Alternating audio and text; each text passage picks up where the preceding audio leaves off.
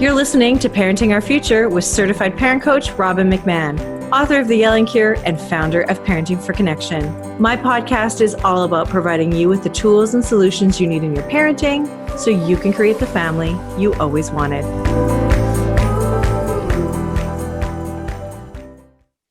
Hey everybody, it's Robbin McManne here. Welcome back to another episode of Parenting Our Future. I'm so happy that you're here, and I am so happy if you're here and you have a tween, because you need to talk to my guest. You need to listen to my guest. You need to know all about her and read her book as well. I have Michelle Icard here, and she is pretty amazing, if I do say so myself. She is a member of the Today Show parenting team and NBC News Learn. She is the author of Middle School Makeover, and her work has been featured in the Washington Post, Chicago Tribune, the Christian Science Monitor, Redbook, Time, and People. Holy cow! She's kind of a big deal if you haven't already figured it out. Her leadership curriculum for middle schoolers, Athena's Path and Hero's Pursuit have been implemented at schools across the U.S., and her summer camp curriculum is offered in more than 20 camps each summer. She lives with her family in Charlotte, North Carolina. So welcome, Michelle. I'm so happy to have you here, and I cannot wait to talk to you about our tweens. Hi, thank you so much for having me. I am ready to talk about whatever you want. Oh, that's so great. Well, really what we're here to talk about is your book called 14 Talks by Age 14. And we're talking about these kiddos who are starting to pull away from us, right? Starting to grow up in a way. And that means that there are some things that we need to do to prepare ourselves and themselves for this new transition into their lives. And so, you know, you're working with a lot of middle school aged kids. And so tell me why that is your area of expertise, or at least that's what you're writing about. Sure. I have been working with middle schoolers and their families and oftentimes their schools for about 15 years. So I have been doing it since my kids were 2 and 4. They're now 18 and 20. I've gone through this entire path with them. And people always say, are you going to bump up when your kids bump up? Like, will you start talking about high school when your kids go to high school? And I have never felt pulled to really leave the middle school age, because I think it is developmentally the most fascinating time in a person's life. And for that reason, it can often be the most awkward time in a person's life, or the most painful time, but it's also exhilarating. And there's so many changes happening. And I just think, you know, there's endless information to mine there. And I like that. Yeah. Well, I have to tell you that last night, my husband and I sat through a high school orientation for my son, who's in grade 7, who just turned 13, who is about to go to high school. So this is so relevant for me right now. You know, I have one son who's already in high school, who's 15. And then my little one, I always refer to him as the little one. He is taller than me and going to high school. So this is so relevant. Not that it's about me, but still. No, but I'm glad that it resonates, and that you're reading it at a time when it's probably most useful. So that's good. Yeah, absolutely. And here's the thing, and I love this, and you say this literally on page 1, chapter 1, you say that, and this is where you're talking about developing a new language, right? Because things are changing. And I'll tell you, you know, when I work with my clients, I always talk about the first, 11 or so years, right? That's where we're really teaching our kids. And then there is a transition period where we really want to mentor our kids, and we really are parenting them in a slightly different way. And so I think you and I are kind of on the same page there. And so there needs to be this new language that's learned. And so what you say here, that the job of tweens is to break ties apart. Although the process can be painful, kids who don't begin to assert their independence in adolescence have difficulty establishing healthy partnerships later in life. And so this really is an important time, and it's good to be able to talk about this and just let parents know, because we need to know this kind of stuff, right? it's hard when it happens to you. It feels deeply personal. When Mhm. your child begins to pull away and they're so attracted to being with their peers, they would rather do anything than have dinner with you anymore, and like family movie night. They don't like any of these ideas that used to be fun. And I don't know a parent who hasn't taken that to heart and felt like it was a rejection of the relationship entirely. And so I think it's really helpful to understand this from a developmental viewpoint, that this has nothing to do with you. You haven't done anything wrong. Your relationship isn't permanently fractured. The more you can embrace your child wanting to become independent, because that's Mm. the goal, right? Ultimately, we Exactly. do want our kids to not live at home with us, right? So Exactly. in order for that to happen, it takes 10 years of practice. They don't just become independent at age 18, 19, 20. Mm. So it starts young. And as you said, around age 11, they need to begin the process of becoming an individual. They don't want to be tied to what their parents like or think or believe anymore. And it can feel painful, but the more you know, the more you're able to just say, okay, this is normal. I can accept it. Right. I love that. And I just want to kind of hang out for a second on what you just said. They need 10 years of practice. Whoa. That is wow. Yeah, you're right. And that's also because their brains don't fully finish growing until mid to late 20s. We know that, right? And I love that you say the practice, because there is also this confusion for parents, I think too, where it's I need you, but I don't need you. I want you, but don't talk to me, or I need you to hug me, but don't touch me. Right. Right. So it's really confusing too, right? And it, of course, I think that it also happens almost too soon for us as parents, because one minute we're dealing with tantrums and meltdowns, the next they're pulling away from us. And I think that's probably why, at least I know I'm feeling like, oh, wait. Can we just go back? Can we go back? Can we rewind? What happened here? I thought we were still hanging out together and liking it, and now we're not, And and so sometimes you will be. It's really not linear. And that, I think, exactly, yeah. that adds to the confusion, because as you said, one day your daughter wants to snuggle up with you and brush her old doll's hair that she's just refound, and the next day she's sneaking out of the house with eyeliner on because she thinks you'll get mad that she's trying to look more grown up. So they are torn between feeling like little kids sometimes and needing the Yeah. comfort and protection of a parent, and then feeling like really mini adults and wanting to push you away Mm. because they don't need you. So I think that adds to our pain throughout the process, because we're like, hey, Mm. hang on, you can't use me like that, you know? Yeah, absolutely. Right, right. And I also think it's important we tell our kids what they're going to be going through. Like one day you're going to feel like you want to play with your doll, the next you're going to want to feel more grown up, right? I think that's important too. I agree. Many parents will ask me when I give talks, should I tell my kid this? And I always say, yes, they love a peek behind the curtain, and they deserve to understand how their brains and bodies are working right now. Right. Um, for most kids, it's a real relief to hear that this is Yeah. a normal way to feel or be or behave. And so I agree with you completely. Just shine a light on all of it. Well, and I think that's really, I mean, let's be honest, that's what your book really is about, is having those conversations. And you have 14 talks by age 14. And there's so much about your book that I absolutely love. And I don't know how you, how you could even these are also important. I'm going to read them off just because I want people to know, who are listening, what we're talking about. So you're talking about your parent-child relationship, about independence, about changing friendship. That's so big. Oh my gosh, that's huge. And again, what I was trying to say before, inarticulately, is like, I don't know how you even, like, which one you would put first, because they're all equally so important. So then it's also talking about creativity, taking care of yourself, fairness, talking about technology, hello, talking about criticism, hard work, money, sexuality, reputations, impulsivity, and helping others. That's such an amazing list. That's such an amazing list.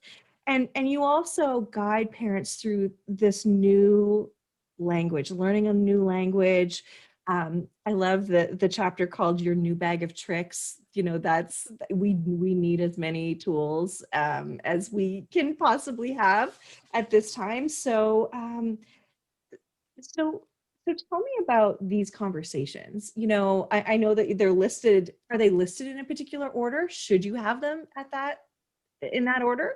That's a great question. So, what I hope that parents will do is read the first 3 chapters, and that is, as you said, that's sort of the foundational part of the book. So that's giving you your bag of tricks that work universally in talking to this age group, giving you some conversation crashers that universally will send a kid running in the other direction if you say these things. So set that foundation. And from then on, with each of the conversations, it's a choose your own adventure, really. So if you're like, I've got to get to the technology chapter right now because we're having an issue, or I really need to talk about taking care of yourself because we're having trouble with hygiene, or we're having trouble with self-harm, whatever it may be in that category, you can bounce around. Now, I did order the chapters in progression of what I thought were sort of the easier conversations up to the more nuanced, because some of the concepts, they're a little tricky to talk about down the road. And I want parents to get some practice under their belt before they have to handle some of the thornier issues in there. But you could do it in any order you wanted. Right. I'm sure there's some topics that cross multiple categories too. You know, if you look at cyberbullying, it could be friendships, it could be technology, right? It could be reputations, it could be impulsivity, it could be lots of different things, right? That's right. I mean, so the way that I structured the book is that each chapter is kind of a broad theme, and then there are examples and scripts within each theme that tie to really specific current situations your child might be facing. So that could be the need to talk about pornography, the need to talk about sending nudes, the need to talk about vape or drinking, or broken hearts, or friendships that have changed. You know, all these things are the specifics that you can go to the index if you are like, I've really got to find this exact thing, because you're right, it might not be under the topic that you would initially think, but is probably in there somewhere. Right, right. That's so great and so important, right? Where there's such a vast amount of topics that could come up, that could become an issue with you or your teen, your tween, and so that's so great. And I have to tell you that when I talk to parents, a lot of the times that I hear a lot of things that I hear a lot of the times from parents is like, I just need to know the words to say. So you providing scripts, that is perfection. Well, my Perfect. hope is that you'll read it and go, okay, now I understand how I can approach this. Of course, your child isn't going to follow the script I wrote. So Yeah, right. you've got True. to be a little bit nimble here. I think of it more as an improv exercise than a scripted out play.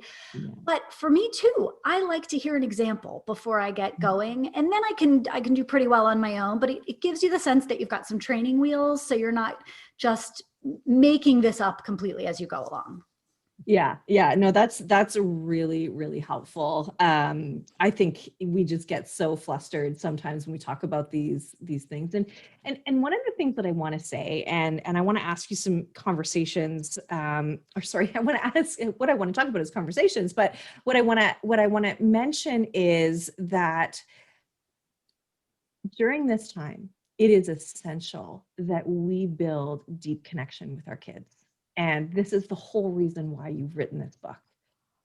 We want our kids to know that we are their safe haven and that they can come to us at any time and talk to us about these things or about anything. And they won't be met with criticism. They won't be met with judgment, that we are just there to help them work it out.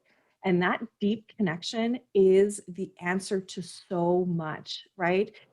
It's the answer to helping them with their own well-being, their mental health, physical well-being, all of that. So we need to invest the time to talk to our kids, to build that connection. Because they're pushing us away, we need to know that they're going to be okay when they're left to their own devices. And if they do make a mistake, that we can be there to help them.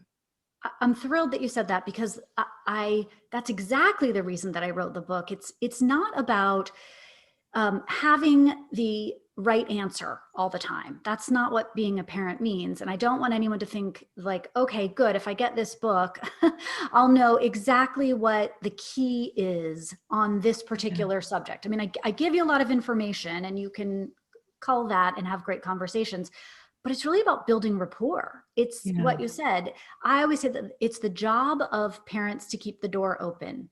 Your kid wants to shut the door, and that's appropriate and that's fine, but you want them to know that should they ever feel exceptionally lonely or hopeless or confused or angry or in need of advice, whatever the case may be, that they can come to you. And having these conversations proves to them that they can. Yeah. Oh, I love it. I love it. And there's a right way and a wrong way to do it, right? Correct. That's why you have Correct. conversation starters and enders. And so what phrases invite connection and which ones irritate our kids and scare them away? So I think there are some universal things that we can be doing regardless of what we're talking about that kids from age, 10 and 11 all the way through adolescence, and probably even we adults really like. One of the biggest ones is to open with a question. So rather than being prescriptive, and I think we often feel for kids this age, they don't know the answer, so we have to give them the answer right away. When really it's about them earning the wisdom and kind of figuring out how to figure things out. So saying things like, how can I support you here? What would be helpful to you to solve this problem? What do you need to be successful? Those kinds of things. Kids feel a sense of autonomy and some respect from that. And so they're far more likely to engage with you rather than if you just said, you know what you need to do? You need to sit down and you need to make a list of what you have to get done for school. And then you need to do your assignments and actually turn them in this time. Like that. Right? Yeah. That's It's like I stopped listening in the first like half a second you started talking. I stopped listening, right? Yeah, we're inclined to do that because we're like, but we know better. We know what you need. Yeah. They need the chance to figure it out themselves. So questions are really good. Another thing universally that helps, and it has nothing to do with what you say, it's how you look when you say it. So this is my very favorite communication tip for parents of tweens or teens. There was a really cool study that came out of McLean Hospital, which is one of Harvard's teaching hospitals, and a neurologist there who studied facial expressions. So she sent adults through an MRI and said, can you, by looking at these pictures of people's faces, tell me what they're feeling? And adults could get it right 100% of the time on basic emotions. They could say that person's happy or angry or afraid, whatever it may be. Because they were in an MRI, she could see that they were using the prefrontal cortex in their brains. Oh, of course. And we all know that the prefrontal cortex does not work very well for adolescents. So she put teens through the MRI and showed them the same photos, and they could only 50% of the time correctly guess how someone felt by looking at their face. So they're using the amygdala, the emotional center of the brain, to try to guess. So what that means is that I know every parent has experienced this, where your kid tells you something or you ask your kid a question, a simple question. Hey, how did that math test go? And your forehead is wrinkled up when you ask them. You're furrowing your brow because you're interested, or you have a headache, or you just have a wrinkly brow for whatever reason. Your kid says, I don't even know. We haven't got our grades yet. Why are you so mad? And they storm off. And you thought you just asked a simple question. Yeah. So this is a huge miscommunication occurrence that happens all the time in families across the country. My advice is just have a neutral forehead. It's hard to do it at first, but don't wrinkle your brow. Your child will misinterpret that as anger every time. So I call it having a Botox brow. You don't actually have to get Botox. But the first thing I thought it was Botox. Yes, I want you to pretend you're a celebrity on a late night talk show and you've been so overly Botoxed, you cannot move your forehead at all. So not like deer in the headlights, just completely flat affectation. Your kid will start to tell you more and more and more because they don't think that you're mad and they don't think you're judging them. That is genius. That's genius. Fun. Yeah. Can I ask you, really truly out of curiosity, is it harder for boys than it is for girls? To read facial expressions? Mm-hmm. Yeah, and social cues. Yeah, it's interesting that you say that. I don't know with a broad brush. What I will say is that I know for sure there's a 3-year gap in brain development between girls and Right. boys in middle school. So Mm. I say this in the book, for example, 14 is the most dangerous year of a boy's life because he is so impulsive at that age. And that probably correlates closer to the start of middle school for a girl in terms of brain development and where it Mm. is for boys. So I don't know. I will tell you anecdotally and personally that when I stopped talking to my son face to face when he was in this age group and Mhm. started texting him, we had far better conversations because Yeah. he wasn't assuming incorrectly how I felt. Wow. Yeah. Yeah. You know what? I have to say, I've done the same thing too. I've been able to sort of level with my oldest, because yeah, he's definitely like flown off the handle. I'm like, dude, I wasn't even thinking about you. I was thinking about something totally unrelated to you. And you took it personally. Like, no, so I completely have experienced what you're talking about. You're absolutely right. So what you said is to invite like to invite conversation by asking open-ended questions and then also check your face. Check your face. That's right. Check your face.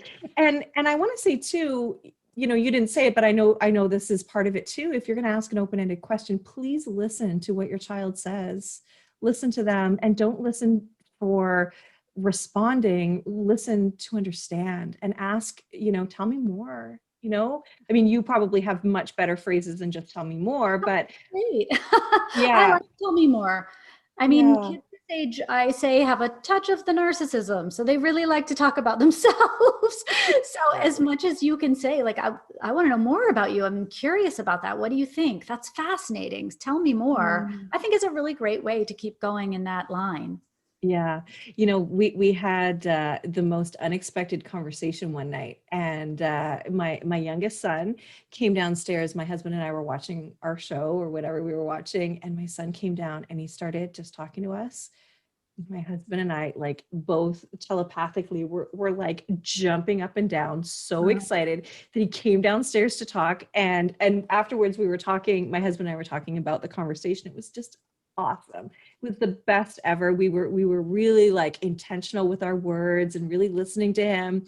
And then afterwards we were like high-fiving each other and like so excited about it. And then we just said, like, no show is ever as important as that moment right there. And we felt really proud of ourselves that we were able to just recognize in that moment, like, this was important, this was a moment of connection. And I'll tell you what, it just felt so good. Like, we felt like parents. You know what I mean? Like, most of the time parents are frustrated, but we felt like, yeah, we did that. We created this beautiful moment of connection that is significant, is really It's significant. such a win when that happens, and it will begin happening, and it's in drips and drabs at first. And I feel like most kids are usually sort of testing the waters to see, like, are you going to freak out? Are you going to Yeah. then try to like hug them? Are you going to make them stay too long? Yes, yes, The yes. moment last. And so you played it so well. And when that happens, then they're open to doing it again and doing it Yeah. again. And we forget when we're in the depths of parenting a teenager, and there are all kinds of fears and safety concerns and dangers and attitude, all of it. Oh That, yeah. that ultimately the hope is they're young adults who want to come back and be our friends and hang out, right? Yes, So you're really building exactly. towards that future. Yeah, this is not just an 18-year job. It is a Right. lifetime, right? And I think that's what's so important about having these conversations and transitioning the way you are with your kids, because you want to stop running your own agenda. You want to ask them what they want. What does their heart tell them? What do they think about things? Where do they want to go? That is keeping them doing what you want them to do is pushing them away. But Yeah. inviting them to be who they really are is inviting them into it'll allow them really to invite you into their lives, right? I love that. I think the biggest impediment to to to having a good relationship with your child is the need for control. And when Oh parents yeah. really feel the need to control who their kid becomes. And I know that it is the intention there is with love. And the Yeah. intention is, I want to keep them safe. So I don't want them to see things that will hurt them or to be friends with people who might hurt them. But this desperation for control and the need to like bubble wrap everything so that the kid never feels anything bad, it backfires. And it's such a shame, because I know that a parent isn't doing it to be cruel. That's their idea of how best to produce a good human, right? Yeah, But it can absolutely. really backfire. Yeah, definitely does. It's their own anxiety too. It's their, but always coming from a good place, Yeah. definitely.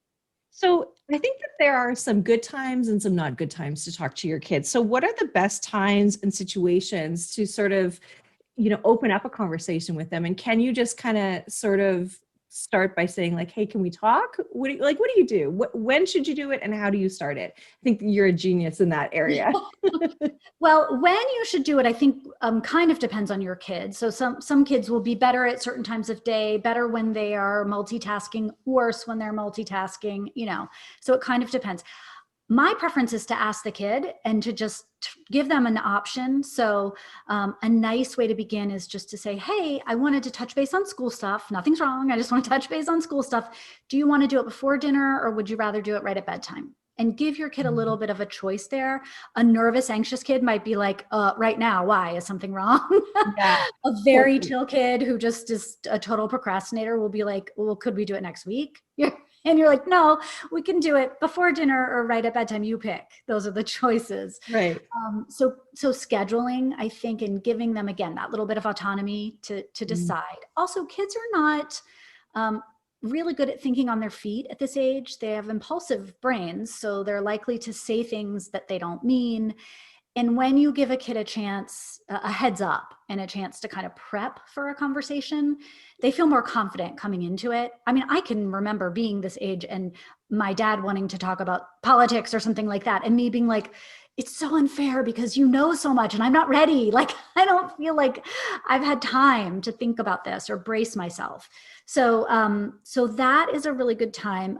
Tons of people talk about talking in the car, which of course is really great. Again, it's that inability to read a facial expression. So when you're side by side and you're not looking at each other in the eye, could be playing a video game, riding bikes, going on a walk, going for a drive. That's helpful. I also think I mentioned it before, that texting or having a shared journal that you pass back and forth can be a really beautiful way to talk without talking, because some kids just prefer written word.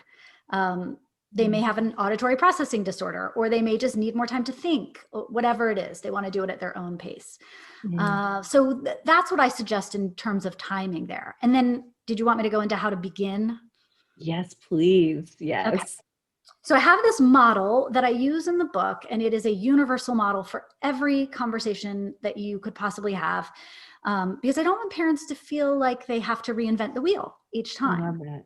And it's brief. It's an acronym, BRIEF, and each letter stands for a step in the process. So B is begin peacefully. And here again, that could be by scheduling a time, or it could be just by expressing a real gentle curiosity about a subject. So rather than jumping into the deep end and saying something like, you know about vape, right? You know, vaping's really bad. I hope you don't vape. Do you vape? Do your friends vape? Like, you don't want to just jump right into that. You can instead just be sort of mildly curious about the subject itself. Hey, what are you hearing about vape? It's all over the news. Are people talking about it? Do you think it's overblown? What do you think? So that's a nice soft entryway into a conversation. And then you want to relate to your kid, let them know that you're on the same team. You're not there to be a narc. You're not there to bust them. You're not suspicious. I just want to know what they think. I is interview for data. So there you get to ask some questions. And these can be, again, just sort of to clarify what your child knows and understands. E is echo what you hear. And that's your opportunity to make sure that you understand what they've said. And oftentimes you will think you have, and they will say, no, that's not what I meant at all. So this is just the time when you say, like, it sounds like you're saying, or if I'm getting this right, you're feeling this way. And then F is feedback. And that's your opportunity at last to give some advice or make suggestions, or if need be, set some boundaries, put some limits in place. But what I've found in the work that I do is that parents are so freaked out about how to start that they start with F. And then they haven't Right. built up the trust and the momentum to get to the point where the kid is even willing to listen to the feedback. Yeah. Well, what I love is you've laid it out like this in the book. So you have done the B underline, right? So you've showed this formula throughout the book, and I think that's really helpful. Again, tell me the words to say, please. Tell me exactly what to do because I don't want to do it wrong, and I really really love that. And you also, okay. Listen, everybody needs this. What I love is that in the appendix, you have small talk conversation starters. And just to encourage the readers to like take it out of the book, you've got little like cut lines. So you just take it out and have it handy. And you've literally got parent, child to parent. And you've got all of these, different ways to start the conversation. I love it. It's so good. Thank you for this. Thank you. Yeah, I don't want every conversation to be a bummer or a warning or a scary thing. I really want the conversation to be a relationship builder. So these, and as you said, yeah, cut them out of the back of the book and lay them on the table between you if you want. These are fun. These are just goofy, fun conversation starters for you guys to begin to enjoy chatting with each other. That's all that is. And so just to give some examples, which song would most kids get hyped up for if it came blaring over the loudspeaker during lunch, right? Yeah. And what's your favorite chore? That's a funny one. I know.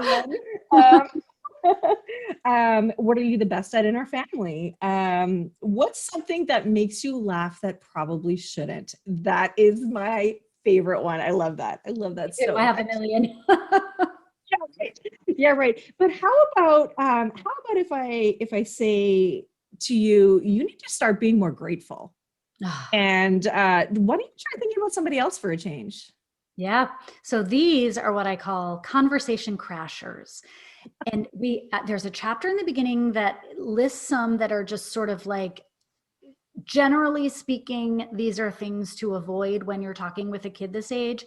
And so we've got those laid out in the beginning, and then chapter by chapter on each topic, there are specific ones for that subject matter. So if you're talking about technology, or you're talking about friendships, or you're talking about independence, these are things in particular that kids don't want to hear. So what really turns a kid off at this age, as we talked about in the beginning, their job is to pull apart and become independent and to become an individual. So one of the big conversation crashers that I hear a lot is parents assuming how a kid will feel. So that sounds like this. Listen, if you do that, you're going to regret it. That's what I'm telling you. Trust me, I've been there. You do not want to make the same mistakes. You'll regret it. And for a kid who's thinking, I want to be independent, I want to think for myself, you don't know me, I'm my own person. They're feeling that strong sense of individuation. They hear something like that, and their thought is likely to be, oh, I'll show you I won't regret it. I'm now actually really going to do it to prove to you that you don't know who I am or how I think.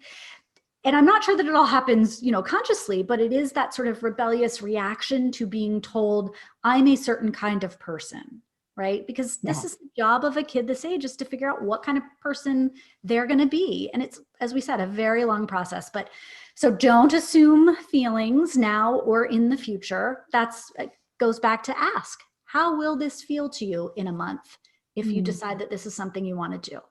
Wow, I love that. Right? So get them thinking about it. They'll probably come to a pretty good conclusion if you can slow down the thinking process for them. Other conversation crashers are using absolutes. And we as parents tend to do this when we've reached our limit, right?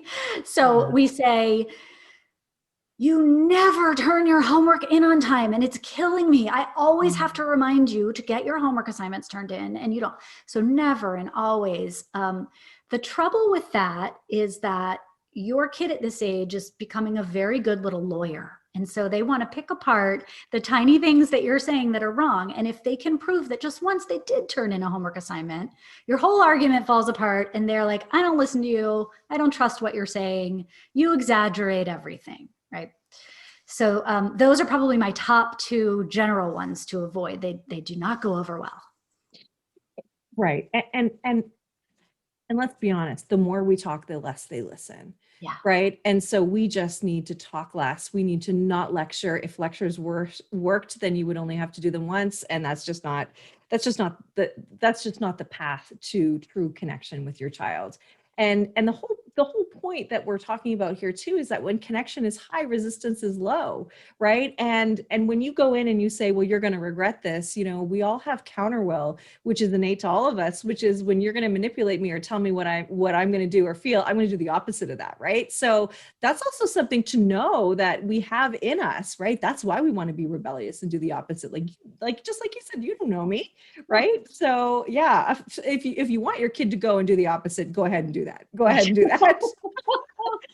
Right. So let's ask you, now that we've had these beautiful conversations with our kids, we're feeling connected with them, is there an elegant way to exit these chats? How do we know? Like you said, my son is testing, right? Like, are you going to keep me here too long? You're going to make me hug you at the end? Are we, you're like, what do you, how do we end this with them wanting more? Such a good question. And I like, the acronym is BRIEF, and I like that it spells brief because I really would rather a parent have 10 tiny 2-minute conversations than feel like they have to have the end all be all big check mark. I did it. And we're done with that conversation. I covered everything in the world. So to your point, how do you quickly segue and get out of these? I think it's as simple as after you've said your piece of feedback, whatever that may be, you could say something like, so this is, just something to think about. We can talk about it again if you ever have any questions. I need to get started on dinner, but if you want to talk some more, that's cool. If not, let me know if you want to help cook or if you need to go do your own thing. That's fine. So some sort of segue in activity that signals that we're done here. And usually I think the easiest thing as the parent is to say like, I have to go do this now, so switching gears really quickly, but let me know if you ever want to touch base on this again. So it's just a quick little pivot is all you have to do. That's great. That's really great. I think that for me would be the hardest thing because I wouldn't want to end it too early. I wouldn't want to, make him feel like he was rejected or anything like that. Right. So I love that. That's really helpful. I think they like to hear it's something for you to think about. Like you can just sort of sit with this for a little bit and then let me know if you want to talk about it again. I'd love to. Okay, that is so great. Michelle, I've really enjoyed talking to you. This is just such an exciting book. And I love how you've laid it out. You've really helped us parents. Like we're busy. We need to be spoon-fed this information. Sometimes we need to we just need the help, right? And this is really practical, really easy to read. Where can people get 14 Talks by age 14? So it's available at really any bookseller, anyone online, Target, Amazon, Barnes and Noble, your indie shops will have it. So just search for the title and you will get 1 million hits. That's awesome. Yeah. And you have a gift for everybody listening for the Parent Toolbox site that I have. You are giving the first chapter for free, which is beautiful information. My publisher set that up. I'm so glad. Yes. So thank you for that. That is really, really helpful. Parents, please, it is something that we need to know. If you have if you have a 10 or 11-year-old, you got to start thinking about this now. So thank you for being here. Thank you for this information, for writing this book in a way that is really going to be helpful for us all. It's been my pleasure. Thanks so much. Thank you. Thanks for having me.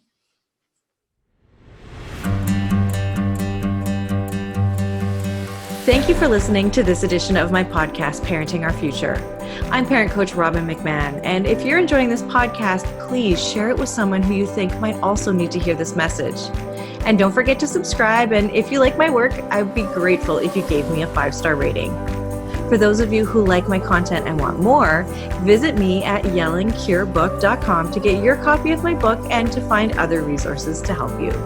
Until next time, I am wishing you and your family peace and connection.